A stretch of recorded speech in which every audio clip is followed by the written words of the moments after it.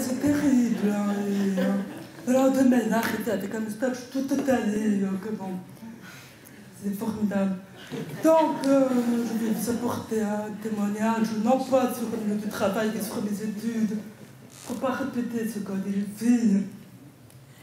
Donc, je réfléchis à ce que je pouvais vous raconter par rapport à LPD. Et il se trouve que la différence entre moi et mon charmant collègue un jour, c'est que j'ai des enfants, j'ai 2 enfants. Caluc, là, le pauvre des gens, et Juliette, qui a 2 ans et demi. Et donc, je me suis dit que c'était intéressant de vous rapporter le vécu communication que j'ai avec eux, parce que c'est quand même pas quelque chose d'évident. Là, le sujet, c'est plutôt les parents attendant que des enfants sourds. Là, je vais vous parler des parents sourds que des enfants attendant. Je suis plutôt bien tombée dans la société actuelle, parce que je peux bénéficier de toutes les aides qu'il y a, les flashs pour la nuit, tout ça. Donc, de ce côté-là, je ne suis pas handicapée en tant que parent. Et je vous parle de mes enfants. Tout ça, bon. Je veux que je m'aise, ça se voit. Je vais juste vous dire au niveau de la communication que je peux avoir avec eux. Ils m'ont complètement bluffé. Depuis tout petit, ils sont avec moi. Ils se sont adaptés à ma surdité. Ils l'ont comprise tout de suite. Ce que j'ai eu besoin de leur expliquer quoi que ce soit. Ma facilité. Quand j'étais couchée, il venait me voir, il avait un an, il mettait sa tête comme ça pour que je comprenne. Quand il me parle, il était sur mes épaules, il baissait sa tête, vraiment. Ils ont un 6e sens qui fait que se sont adaptés à ma surdité de manière complètement naturelle. Ça, c'était vraiment... Ils sont capables de répéter 20 fois, 30 fois, 40 fois jusqu'à ce que je comprenne ce qu'ils disent. C'est une capacité d'adaptation vraiment formidable. Et quelque chose que des parents, parfois sourds, qui ont eu des enfants après le premier enfant sourd, m'ont confirmé, c'est que mes enfants, comme je suis entourée de gens par rapport à l'oralisme, je suis entourée de gens qui articulent, qui parlent doucement, qui parlent clairement. Les enfants ont eu un début de langage très précoce. Ils ont été super forts. À 2 ans, ils parlent parfaitement. Les deux aussi bien l'un que l'autre. Ils ont été à la crèche. Quand ma petite Juliette elle est à la crèche, ils ont fait venir tous les animateurs, venez voir comme elle parle bien. C'est des effets positifs de l'oral, de l'EPC. Vraiment bien. Par contre, comme je me considérais comme un rebelle de service, je vais vous parler des limites de l'LPC et de l'oralisme. Là où je me retrouve handicapée, en situation de handicap avec eux, c'est... Comment dire?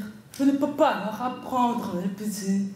Je ne leur apprends pas l'LPC. Il faudrait que je code avec eux tout le temps. Tout petit comme ça, je ne peux pas. Et donc, je me trouve des fois avec des moments où la communication est difficile. Je ne comprends pas, je veux les faire répéter. Il manque, je crois, à mon avis, dans toutes les codes, et puis c'est tout ça, une sorte de communication non verbale. Là, tout à l'heure, vous parlez de la langue des signes avec le petit. Mais moi, pour moi, dans mon cas, je trouve que c'est vraiment chouette. Il faut c'est à la crèche avec elle, avec la dernière. Ça m'apporte beaucoup au niveau de la communication avec eux. Voilà. Je crois que je peux dire. Donc, en tant que parent sourd, d'enfant entendant, c'est bien. Enfant équilibré, enfant qui parle bien. Mais la communication, parfois, un peu difficile. C'est là, vous avez vu tout à l'heure.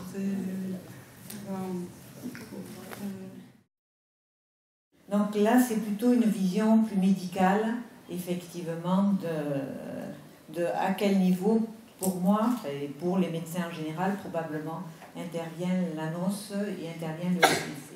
Donc j'ai repris ce qui se faisait actuellement au niveau du dépistage et ce que vivent les nouveaux parents actuellement qui ont eu un diagnostic assez récent de perte auditive chez leur enfant. Donc il y a des débats avec probablement à terme une loi.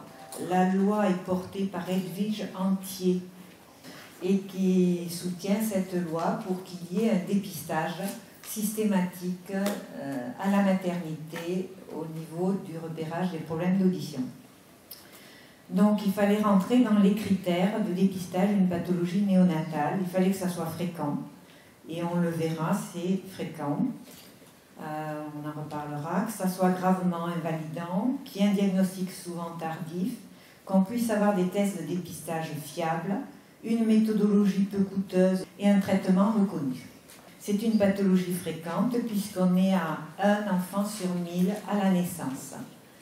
On a 2 choses qui sont possibles, et donc selon les maternités, en sachant que pour l'instant toutes les maternités ne le font pas, mais selon les maternités, les enfants peuvent avoir soit des auto-émissions acoustiques provoquées, ça coûte à peu près 7 000 € l'appareil, c'est ça, ouais. C'est utilisé majoritairement en Europe. Le problème, c'est qu'il y a quand même beaucoup de faux positifs, c'est-à-dire qu'on va inquiéter plus de parents qu'il ne le faut. Okay. Il y a les potentiels évoqués auditifs qui, eux, sont utilisés majoritairement aux États-Unis, qui coûtent beaucoup plus cher, mais il y a nettement moins de faux positifs. Donc on inquiète nettement moins de parents. Donc la suivante. Donc les auto-émissions acoustiques, le principe, c'est qu'il y a une petite sonde qui est placée dans le conduit auditif de l'enfant. C'est très rapide, ça dure 2-3 minutes, et ça envoie un son.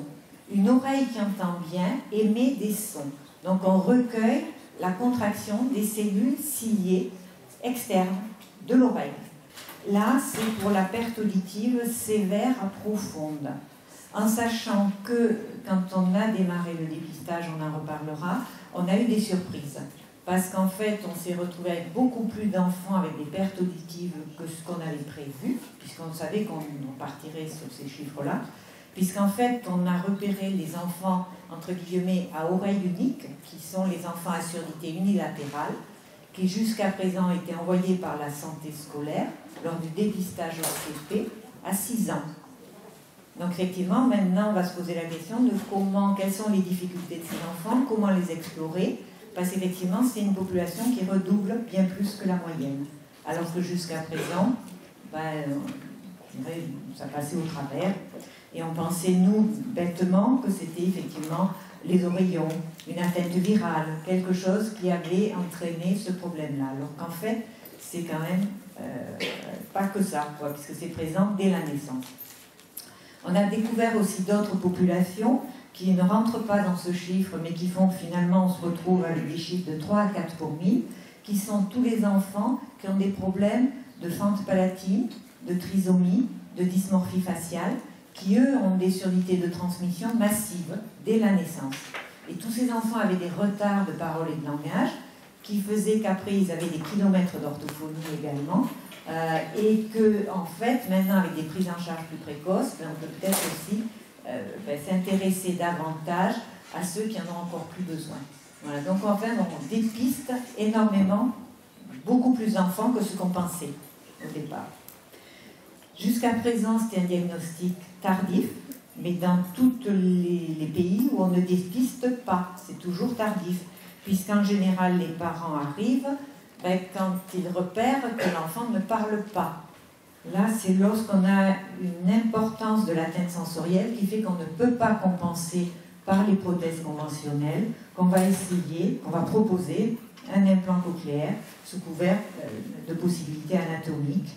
La finalité étant de créer une perception auditive, étant d'empêcher que la fonction auditive ne soit dévolue aux aires visuelles périphériques si elle n'est pas utilisée aussi.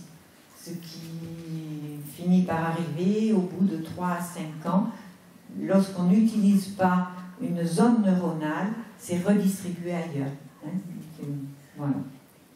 Donc les implants, il y a un système d'antenne qui est aimanté, il y a une partie qui est inséré dans l'oreille interne.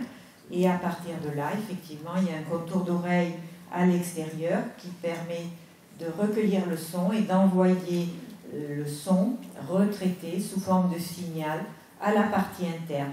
C'est-à-dire que autant le contour d'oreille, c'était une amplification, et c'était l'individu lui-même qui crée son influx nerveux, c'est-à-dire son électricité, alors que là, on fournit d'emblée le démarrage de l'électricité dans le nerf.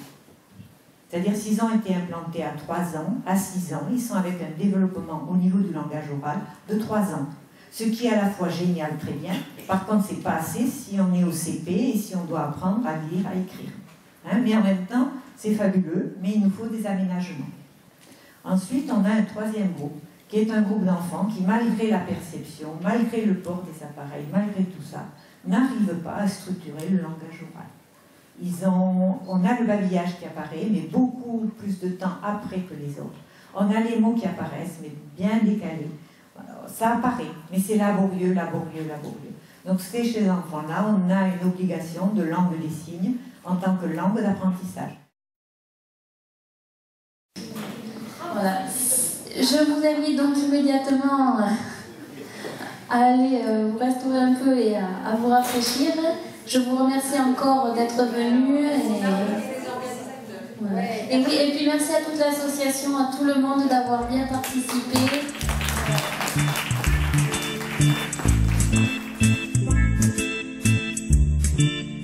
If I sang a song, would you sing with me? Said if I sang a song,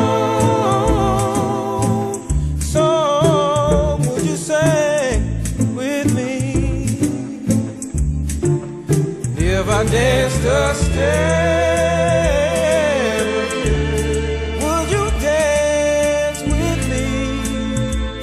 dance with me. If I shed a tear, would you cry with me?